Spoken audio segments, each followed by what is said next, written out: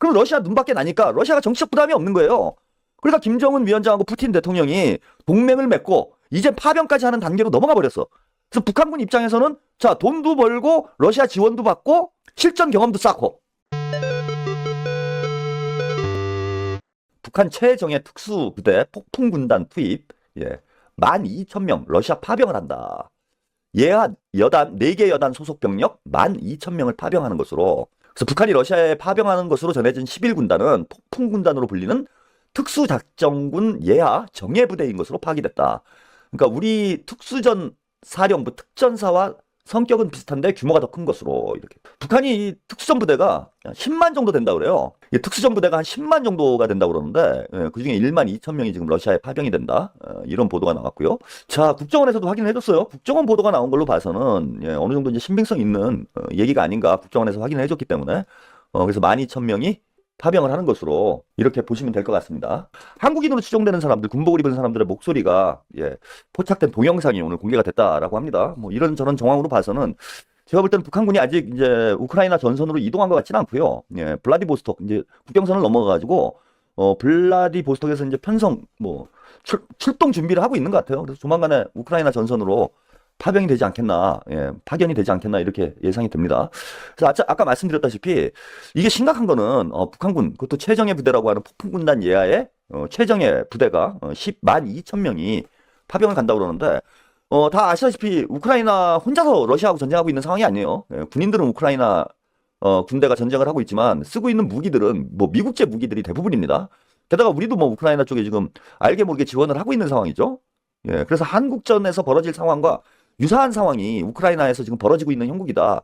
그래서 북한 입장에서 보면은 이거보다도 더 좋은 전지훈련지가 없는 거죠. 그래서 12,000명 정도가 가서 전지훈련을 하고 오는, 그것도 정예 부대 중심으로 해서, 그리고 미군이 가지고 있는 무기들이 상태가 어떤지, 어떤 종류가 있는지, 또 그런 무기들을 어떻게 대응해야 되는지, 이런 경험들을 쌓고 오게 된다는 거예요. 그래서 한국전쟁의, 제2의 한국전쟁의 예행연습 수준의 그런 전장으로 봐야 된다. 그런 차원에서 일단 우리 안보상에 상당한 위협이 되는 전개가 지금 펼쳐지고 있다. 근데 이렇게 된 이유가, 우리가 러시아하고 척지지만 않았어도 러시아가 적극적으로 북한군의 파병을 추진을 하겠습니까? 러시아 입장에서 보면은 북한하고의 우호 관계도 중요하지만 한국하고도 관계가 나쁠 이유가 없잖아요. 근데 우리가 거기다가 포탄 보내주고 자꾸 관여하려고 그러고, 그럼 러시아 눈밖에 나니까 러시아가 정치적 부담이 없는 거예요. 그러니까 김정은 위원장하고 푸틴 대통령이 동맹을 맺고 이제 파병까지 하는 단계로 넘어가 버렸어. 그래서 북한군 입장에서는 자, 돈도 벌고 러시아 지원도 받고 실전 경험도 쌓고.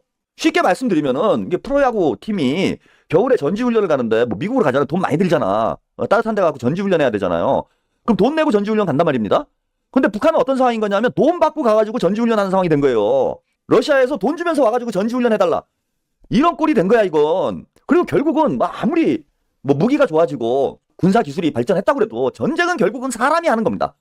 총이 아무리 좋아도 총 쏘는 놈이 쫄보면은, 한동훈 쫄바지 같은 사람이 총을 쏘면은 제대로 싸움이 되겠습니까? 결국은 핵무기의 단추를 누르는 것도 사람이에요. 스포츠하고 다르게 전쟁은 경험을 쌓기가 대단히 어렵지.